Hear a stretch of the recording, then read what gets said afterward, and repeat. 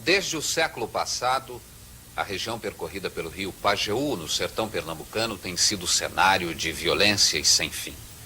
Serra Talhada, antiga Vila Bela, é uma cidade onde nasceram e fizeram tropelias guerreiros e valentões como Lampião e Senhor Pereira. Hoje surge o nome de Vilmar Gaia, acusado oficialmente de 4 homicídios, embora os mais afoitos falem de 32 vítimas.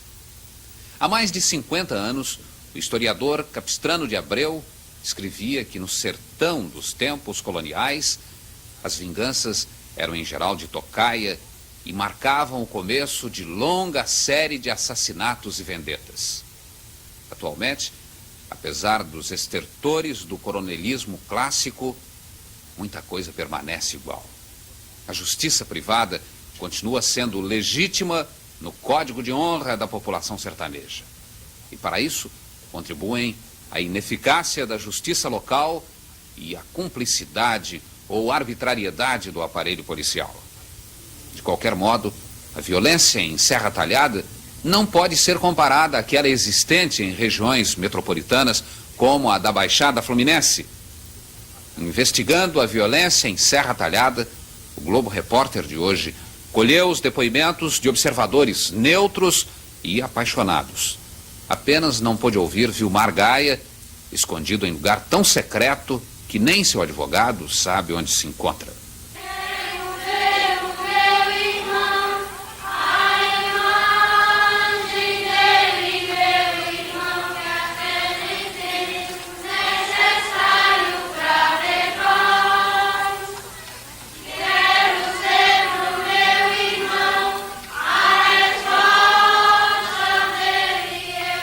Serra Talhada tem 65 mil habitantes, mais de 30 mil na sede. Todos mais ou menos acostumados a uma rotina de violência que começou com a briga secular entre os clãs Pereira e Carvalho em luta pelo poder. Luiz Lorena, um Pereira legítimo que já foi prefeito da cidade durante 10 anos, é ainda uma espécie de eminência parda de Serra Talhada. Ex-fazendeiro e funcionário aposentado, hoje proprietário de uma rede de farmácias, Lorena é um registro vivo do passado e do presente da cidade. A história nos indica que a família Pereira governou o município de Serra Talhada de 1851 até 1907. De 1907 a 1930, governou o município a família Carvalho. Em 1907, portanto, há uma ruptura. O assassinato de um velho chefe dos Pereiras provoca vingança imediata. Os crimes se sucedem. Em 1911, o novo governo estadual apoia a facção dos Carvalhos.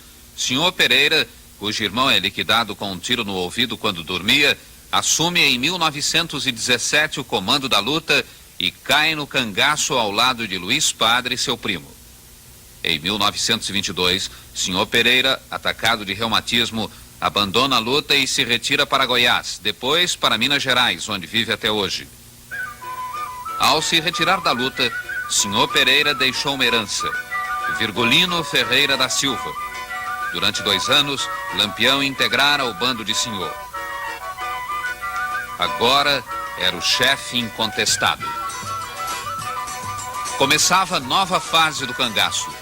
Com Lampião, desaparecia o cangaceiro gentilhomem e surgia o bandoleiro profissional que recrutava os párias do sertão, gente que encontrava no cangaço, além de um refúgio, uma promessa de vida melhor e certamente mais livre.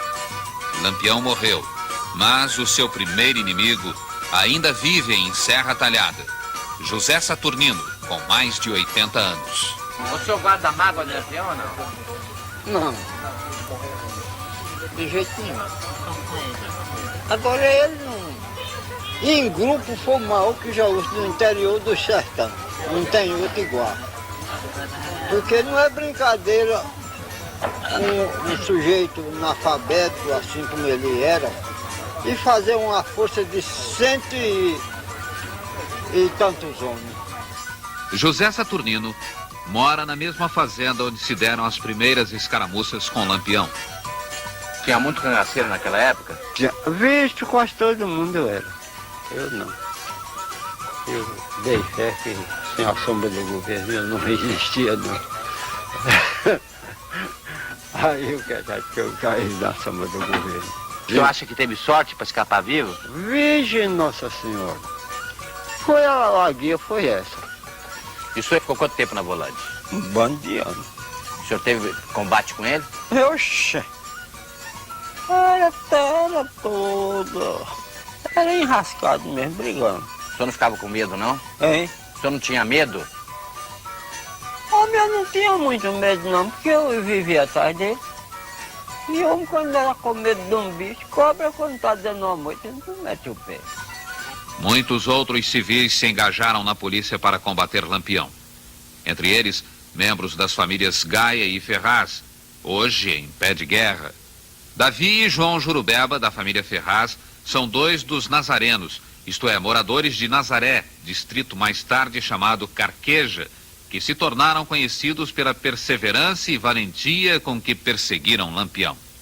João, com quantos anos o senhor começou a brigar com o Lampião? Com 15 anos, 1 mês e dias. O senhor aguentava a bagagem? Não.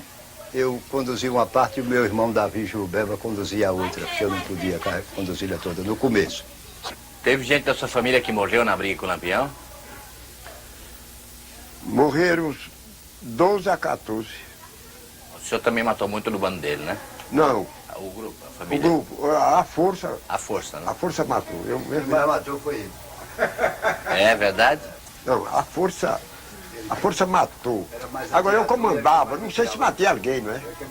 Agora aqui dei combate. Eu acho que Lampião pensou que Batista estava se comunicando com o governo, aí eu acho que entendeu de querer perseguir Batista Gaia, e Batista saltou o lado do governo, juntou poucos de parentes, onde eu fui um, os que fui mais ele, e nesta luta tiramos 3 anos, andando junto aos Nazaré e diversos oficiais.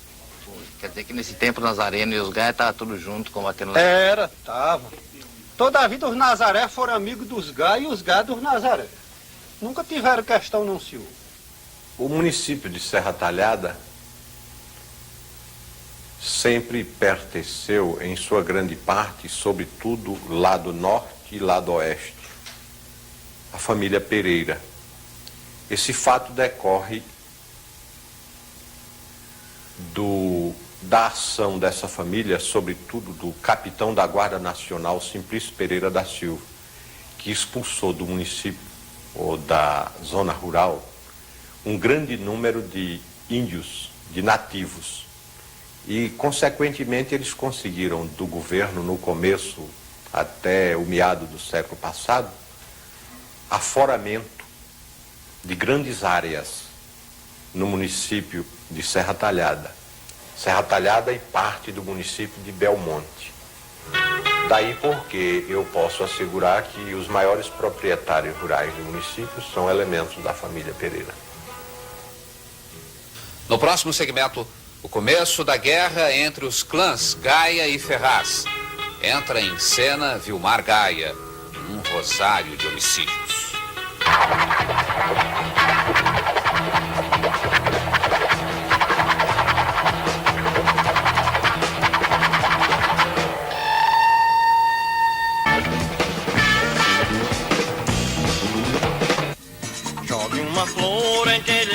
No ano de 1975, Vilmar Alves Magalhães, por Vilmar Gaia, começa a tornar-se um mito. Nascido em 1949, Vilmar fez exame para a Polícia Militar quando a briga ainda não tinha começado. Foi reprovado. Segundo algumas versões, ele foi informante da polícia durante algum tempo. Qual a atual situação jurídica de Vilmar Gaia? Vilmar Alves Magalhães, Vilmar Gaia, responde atualmente a 4 processos. 3 em Serra Talhada e 1 na cidade de Salgueiro. Apesar de, inicialmente, a acusação era de que ele responderia por 32 homicídios. Não há pronúncia em nenhum desses processos. Ele está em liberdade em virtude de habeas corpus, que anulou a preventiva que o levou à prisão. Apenas nós não podemos saber, porque esses processos já estão concluídos, quando ele será pronunciado. E como ele não sabe se essa pronúncia chega a primeiro mandado antes da notícia, é que ele está atualmente em lugar incerto e não sabido nos sertões do interior do Brasil. Os jornais também falavam de uma guerra santa entre as famílias Gaia e Ferraz. Os Gaia, apelido tradicional que se incorporou ao nome oficial da família Magalhães, são agricultores estabelecidos há uns 80 anos no norte do município, ao redor do distrito de Santa Rita. São mais de 1000 pessoas que ocupam uma área de 18 quilômetros de comprimento por 1 quilômetro de largura, com mais de 50 propriedades que medem de 20 hectares a 1000 hectares. Essa área chama-se São João dos Gaia. A terra é fértil, dá milho, algodão, feijão, arroz e cana. A família Ferraz, também tradicional, é composta de comerciantes, fazendeiros médios, funcionários públicos. Como lembrança dos tempos de Lampião, muitos membros da família Ferraz seguiram carreira na Polícia Militar. Primeiro crime: Alberto Cipriano, Adalberto Moura, dezembro de 1970, mortos durante a seca numa frente de trabalho em São João dos Gaia. No fim de semana, na hora do pagamento, 2 soldados de polícia organizavam as filas para acesso ao tesoureiro, ao pagador. E nessa ocasião houve o desentendimento entre os 2 soldados de polícia e alguns elementos da família Gaia. Aí ele chegou, aí falou, disse, não estou procurando por isso não. É o seguinte, eu estou mandando você afastar, seu cara safado. Aí me empurrou, me deu um empurrão, né? Quando ele me empurrou, aí o outro me pegou, né? Me pegou. Quando ele me pegou, aí o outro pulou para trás e ficou atirando em mim, né? Aí depois continuou aquele tiroteio, né? O povo atirando e depois saiu o tiro de todo lado, né? E acontece que a questão começou desse tempo. Segundo crime: João Batista Gaia, julho de 71. Assassinado no quarto da amante e jogado num matagal junto à caixa d'água da cidade com os sapatos trocados. Depois do assassinato ou da morte desses 2 soldados na frente de serviço, a polícia ficou irritada com alguns elementos da família Gaia, inclusive com o Batista Gaia, o mais velho da família, considerado o chefe da família, e todos sabemos aqui que foi elementos da polícia que o assassinou. Assassinaram ele de tiro e faca, e uma grande pancada na cabeça dele. E quem foi, você acha, que matou? Bem, aí é o seguinte, a gente não vimos quem foi, né? Porque a gente mora aqui, né? Na fazenda não sabe. Mas por ver dizer, a gente fala que quem matou foi o velho Zé Cipriano, com mais outros companheiros dele. Zé Cipriano entendeu de vingar a morte do filho e de sobrinho na pessoa do pai de Vilmar, tendo contratado para a execução do crime o sargento Gilberto Matias dos Santos, que hoje ele é aposentado administrativamente pelo ato do governo. Então ele contratou pistoleiros forasteiros e executou a morte de Batista Gaia, pai de Vilmar. Ele se vingou de José Cipriano ou não? Não, está vivo.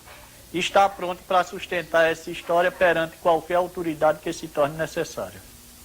Terceiro crime: Arnaldo Cipriano, janeiro de 73, assassinado em Salgueiro. Por ocasião da morte de Batista Gaia, pai de Vilmar, ele estava residindo no sul do país, mais precisamente em São Paulo. Então ele voltou ao norte com o objetivo de vingar a morte do pai. Daí porque ele ficou procurando uma oportunidade de encontrar-se com elementos da polícia ou com elementos da família Cipriano, que ele considerava seus principais inimigos. E todos sabemos que ele participou do assassinato do Cipriano, do filho de José Cipriano, em Salgueiro.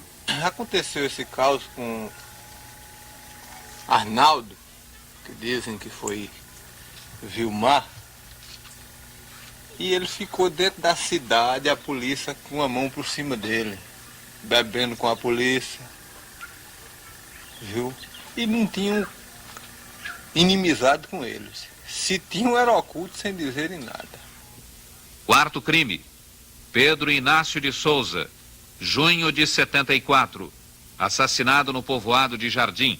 Vilmar, acompanhado de soldados da polícia, foi à povoação de Jardim participar de uma festa.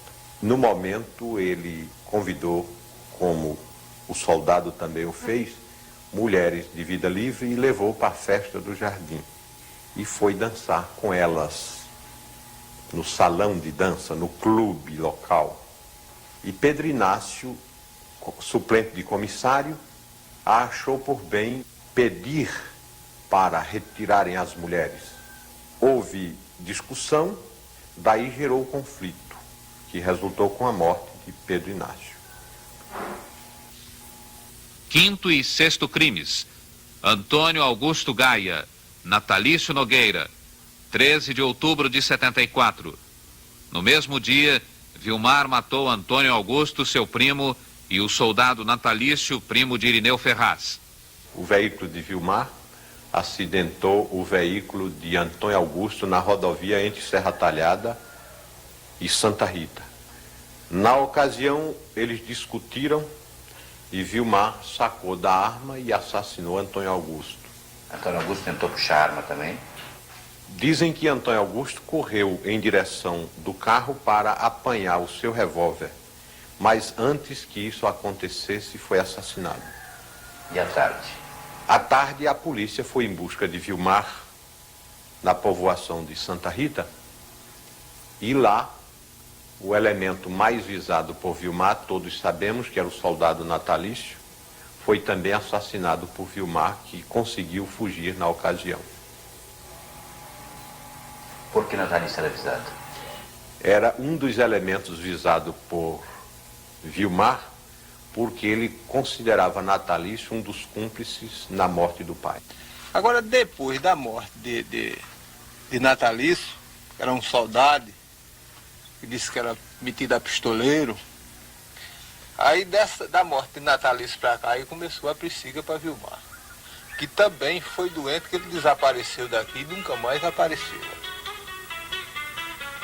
No próximo segmento, a vingança de um homicídio praticado há 50 anos. As tocaias sem defesa. Vilmar Gaia, pistoleiro ou vingador?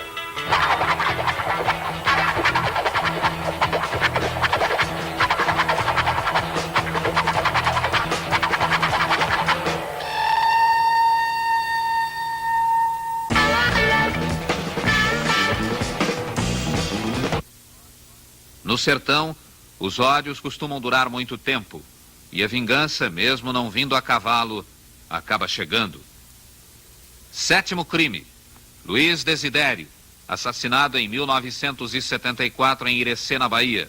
Em 1926, houve um assassinato aqui no município de um cidadão que deixou um filho menor, o Baiãozinho, e decorridos tantos anos, ele, sabendo que o inimigo, Desidério, estava morando em Irecê, no estado da Bahia, convidou Vilmar e foi assassinar na Bahia o seu inimigo.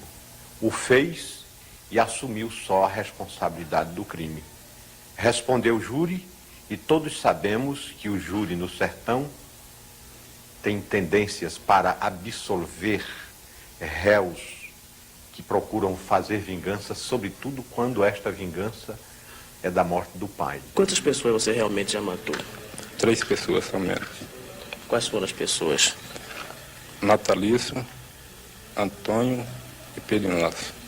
Uma morte como a de Antônio Augusto, o seu primo legítimo, a quem ele gozava até da amizade, chegou a assassinar ele para ganhar 4.000 cruzeiros de familiares inimigos de Antônio Augusto. Tem outro caso? Tem o caso de Biara, no Barrocão, para ganhar 1.500 cruzeiros. Aliás, um dos primeiros crimes dele foi esse. Chegou a matar um velho na Luiz de Isidero, na Bahia, para ganhar também. Nunca matei ninguém para ganhar dinheiro. Matei um em vingança e 2 em defesa minha. Agora, se aparecer prova que veio fazer esses outros crimes e provar que foi eu respondo nos autos. 8º crime. Francisco Gaia Filho, o Batinha, janeiro de 75. Assassinado em frente ao bar Nivalda, na zona boêmia de Serra Talhada. Batinha era primo de Vilmar. A morte de Batinha é o seguinte, ele possuía um Volks de aluguel. E então ele pegava gente da praça, dentro da cidade toda. Bem, chegou uma noite, chegou um cara lá, convidou ele para ir até lá, naquele palhaço de Nivalda. Um certo domingo, estava todo mundo aqui, uma base, umas 60 pessoas, e o rapaz estava no táxi, aí no terreiro. Acontece que veio os caras e atiraram no rapaz, ninguém sabe quem matou. O rapaz ficou jogado, aí todo mundo correu. Quem era o rapaz? Era Batinha. Batinha, né? Todo mundo correu e a gente foi quem socorreu, porque não tinha ninguém para socorrer. Levamos para o hospital, avisamos a família, e no outro dia houve um enterro e até hoje ninguém sabe quem foi. Aliás, eu não sei quem foi, não sei se alguém sabe. Mas o tiroteio foi uma confusão aqui. Não houve briga não. Foi de pé de pau, de surpresa, não sabe? Pegaram pelas costas e atiraram no homem. Quem foi que matou, o senhor acha? A gente acha, por ver dizer, que foi um fulano de Taz, Zé Jerônimo, e um José Nogueira. Mandado por quem? Mandado por Gonzaga, soldado chamado Gonzaga. 9º crime. Soldado da PM Luiz Gonzaga Mendes, 18 de março de 75. Assassinado na fazenda São José. Segundo os autos do processo, recebeu tiro certeiro no coração pelas costas. Era genro de Irineu Ferraz. Quando eu recebi a notícia do assassino de Gonzaga, eu estava em Afogado da Engazeira. Quando cheguei, encontrei Gonzaga morto e o filho, esse menino aqui, ao lado dele. Mas se Gonzaga tivesse sido o assassino de Batista Gaia e eu fosse um jurado de Vilmar, eu votaria a favor de Vilmar. Porque o senhor acha que no crime de vingança, de honra... Porque em termos de vingança ele teria razão. Mas que ele até o momento ainda não matou o assassino de Batista Gaia. 10º crime. Álvaro Gaia, 19 de março de 75. Assassinado em sua mercearia junto à caixa registradora no dia seguinte à morte de Gonzaga. A casa foi invadida por vários homens que dispararam mais de 10 tiros. Álvaro era irmão de Batinha e casado com uma irmã de Vilmar Gaia. E Álvaro Gaia, quem foi que matou? Álvaro Gaia, culpa, que foi o Erineu, junto com um irmão do Natalício e com o irmão do Gonzaga. A polícia apoiaram, porque eles sabiam, antes reuniu-se 4 carros e vieram lá para a casa de comércio dele. E esvaram o tiro de rifle. No próximo segmento, a perseguição implacável à família Gaia. A prisão de Vilmar, uma fuga controvertida. A soltura de Vilmar Gaia num clima de guerra.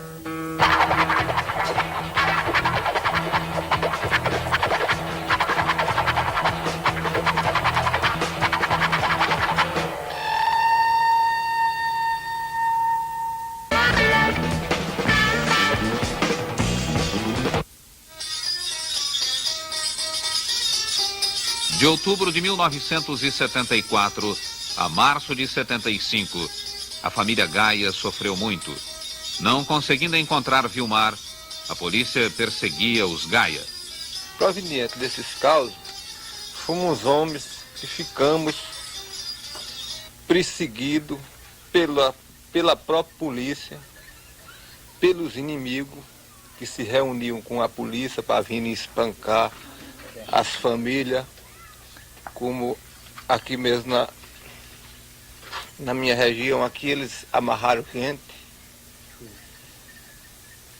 espancaram, fizeram mulher deixar a criança perdida pelo mato.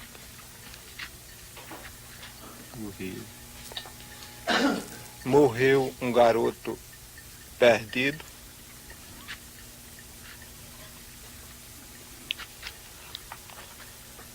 E Como é que por... morreu? Hein? Morreu como? Ora, se a mãe com medo deixou o garotinho inocente, perdeu-se. Na chatinha. Portas quebradas. Quebraram porta, amarraram gente, mulher quebrou o resguardo. Eu mesmo fui de uns que fui um camarada que fui perseguido pelos inimigos, pela polícia. Fui preso, injusto, sem dever nada a ninguém. Eu fui um sujeito que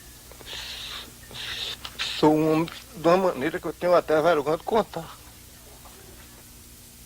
O assassinato em dias consecutivos de Luiz Gonzaga Mendes e Álvaro Gaia obrigou o governo estadual a intervir. Delegado e policiais foram transferidos após uma inspeção do capitão Jorge Luiz Moura, que procurou conciliar os ânimos e levar de Recife autoridades não comprometidas com as facções em luta. Em abril de 75, foi nomeado delegado especial o então capitão José Ferreira dos Anjos, hoje major. De abril a agosto, o major Ferreira prendeu vários pistoleiros. Faltava o principal, prender Vilmar, o que só se deu em 20 de agosto de 75 no Ceará. Como foi que aconteceu a sua prisão? Aconteceu a minha prisão, eu estava na fazenda Quitera, no Ceará. Às 3 horas da manhã, o capitão Ferreira cercou a casa, inclusive com o filho da casa. Aí mandou que o rapaz fosse conversar comigo, que eu me entregasse, que ele me garantia. Ele saísse na minha frente, ele saísse na minha frente e eu saísse atrás, né? Então, dessa maneira eu fiz. Abri a porta e fui até onde estava o capitão. Aí já me entreguei, né? Por que você não reagiu? Não interessava para mim, né?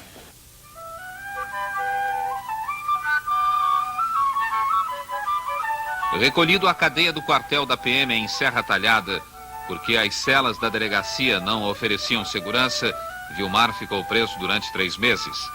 Nessa época, o mito do Vingador já estava formado. Vilmar Gaia era um cara, assim, ele não é muito alto, ele é baixinho, né? Ele gosta muito de se comunicar com todas as pessoas que vão na delegacia falar com ele quando ele estava aqui. Bonito.